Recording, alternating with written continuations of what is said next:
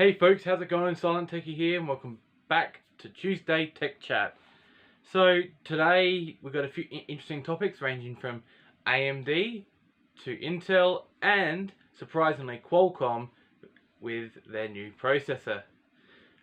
Also, Apple proving once again how much they hate customers and the right to repair. So let's get to it.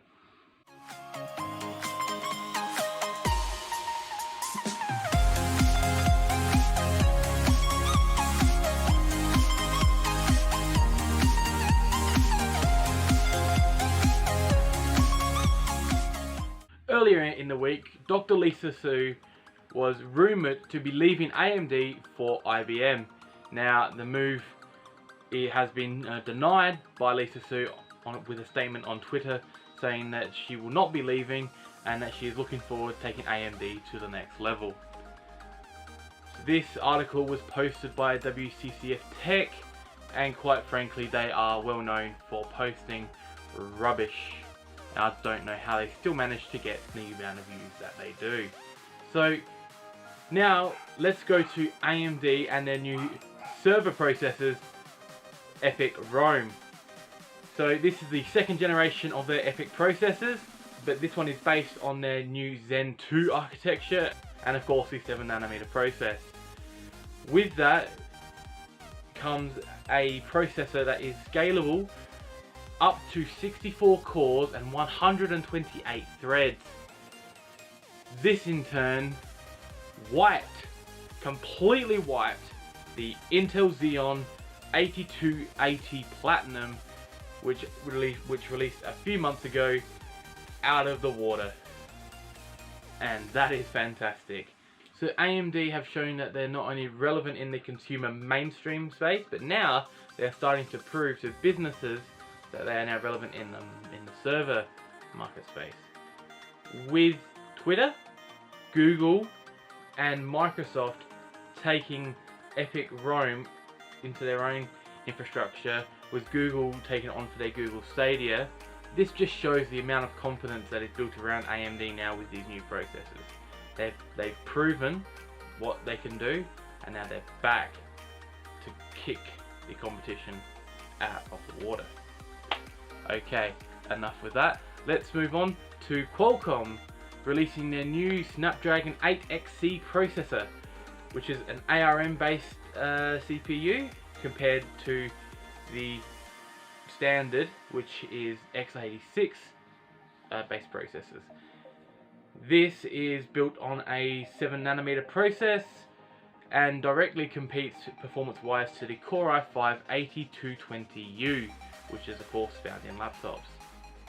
In the benchmark, it was found that the Intel processor slightly outperforms it in certain office tasks, but from pretty much everything else it was just about neck and neck, and with the Qualcomm Snapdragon pulling ahead slightly in a few tasks.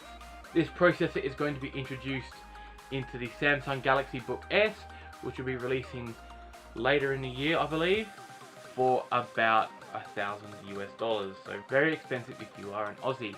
Now, probably my favourite topic of today, Apple proving how much they just hate their customers, and almost on par with Facebook on how much bad press that you could possibly get for a business.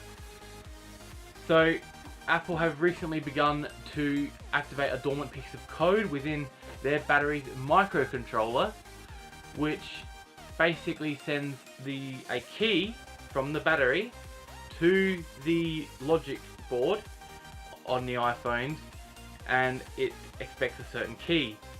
Now if this key is not found, you can still use your phone, but you find that you cannot find out simple things like what percentage of your battery do you have left. You're told that your battery is not working, or that it needs to be taken to an Apple repair service or some other BS like that. So if you were planning to make any battery replacements at home, I would, for now, recommend against it unless you're willing to put up with the problems. If you do have this problem, you should take your device into an Apple repair provider or a God, I hate recommending this, taking it to their Genius Bar so that they can then pair the battery to the phone.